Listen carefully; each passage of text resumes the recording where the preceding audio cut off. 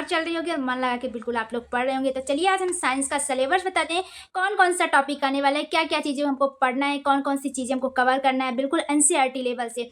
तो जो हमारा वर्गीकरण है, कोशिका है, ये सारे हमारे सिलेबस के अंदर है और कितने टॉपिक्स हैं इनके अंदर, क्या क्या चीज़ें हमको पढ़ना है, क्या क्या चीज़ें ध्यान में रख के चलना है। तो बिल्कुल आइए फुल डिटेल्स में बताते हैं। तो बिल्कुल लास्ट तक बने रहिएगा, एंड मत करिएगा, नहीं तो आप लोगों को समझ में नहीं आएगा। ये और जो हमारी पेडागॉजी उसमें टोटल 8 टॉपिक्स हैं जो हमारे एनसीईआरटी बेसिक्स, ये उन लोगों के लिए है जिनकी वीक है, एनसीईआरटी बेसिक से पढ़ना चाहते हैं।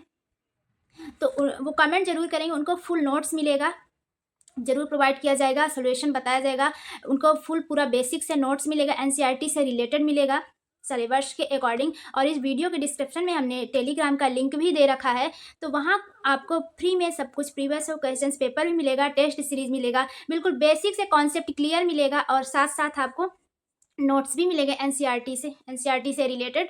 तो वहाँ पे जाकर आप लोग फॉलो कर लीजिए, आपको सब कुछ फ्री में मिलेगा, फ्री में प्रोवाइड कराया जाएगा। तो चलिए बने रहते हैं हमारे वीडियो में लास्ट तक। तो चलिए आज हम थोड़ा वर्गीकरण से इंट्रोड्यूस कर लेते हैं, कौन किसके वर्गीकृत किए थे, कौन किसके कितने भागों में बांटा था। तो चलिए हम थोड़ा सा जान लेते हैं। अगर इस चीज़ का फुल आपको नोट्स चाहिए सिलेबस के अकॉर्डिंग, एनसीईआरटी से बिल्कुल बेसिक से जीरो लेवल से, तो आप लोग कमेंट जरूर करिएगा, हम वैसे ही प्रोवाइड कराएंगे आप लोगों को। तो चलिए हम देख लेते हैं जंतु जगत का वर्गीकरण, चाहे पौधों का वर्गीकरण हो या फिर जंतुओं का वर्गीकरण।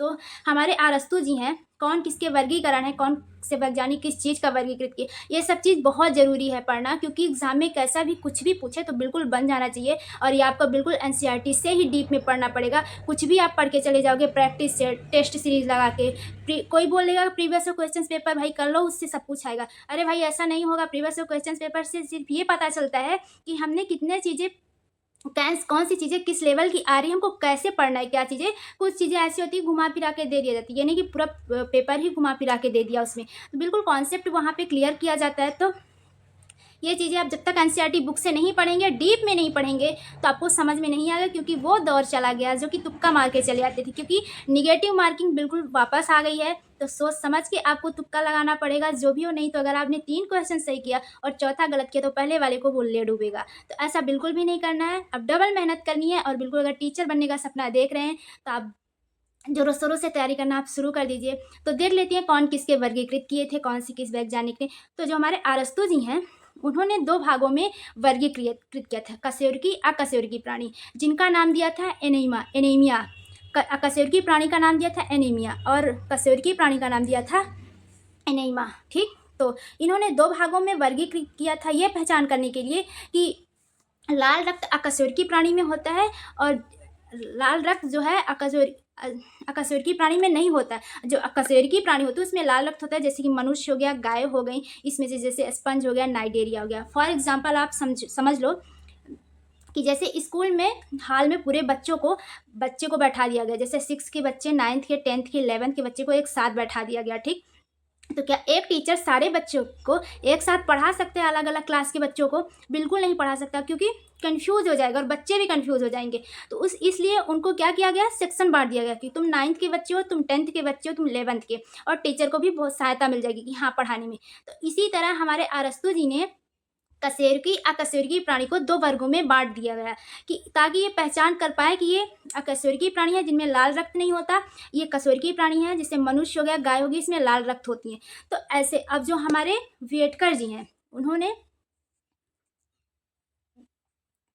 5 भागों में वर्गीकृत किया। कितने? 5 भागों में वर्गीकृत किया। मोनेरा, प्रोटिस्टा, पादप, कवक जंतु, उन्होंने 5 भागों में वर्गीकृत किया। और उन्होंने ये बताया कि कौन से भागों में यूकैरियोटिक कोशिका में आते हैं, कौन सी ये प्रोकैरियोटिक कोशिका में आते हैं। तो हमारे ये वेटकर जी ने यूकैरियोटिक और प्रोकैरियोटिक कोशिका की पहचान करने के लिए वर्गों में वर्गीकृत किया था। और जो हमारे अरस्तु जी हैं वो कशेरुकी अकशेरुकी प्राणियों की पहचान करने के लिए 2 भागों में वर्गीकृत किए थे। अब हमारे कैरोलस लिनियस जी है, तो वो उन्हें अपनी पुस्तक यानी सिस्टम नेचर 1735 में उन्होंने एक पुस्तक में लिखी थी कि जीव जातियों के नाम के आधार पर द्विपद पद्धति नाम जो रखा था उन्होंने उनके नाम पर रखा था, इसलिए उन्हें टैक्सोनॉमी ऑफ फादर कहा जाता है, कैरोलस लिनियस जी को। तो कौन किसके वर्गीकरण है, किसने किसको भागों में बांटा, तो बिल्कुल आपको अगर एनसीईआरटी लेवल से बिल्कुल वीक से पढ़ना है, जीरो से पढ़ना है, बेसिक से पढ़ना है, ताकि आपको समझ में आए, तो आपको कमेंट जरूर करिए, आपको नोट्स जरूर मिलेगा, उसका सोल्यूशन जरूर बताया जाएगा। और हमारे डिस्क्रिप्शन में लिंक दिया है टेलीग्राम का, तो आप जाके वहाँ से फॉलो कर लीजिएगा।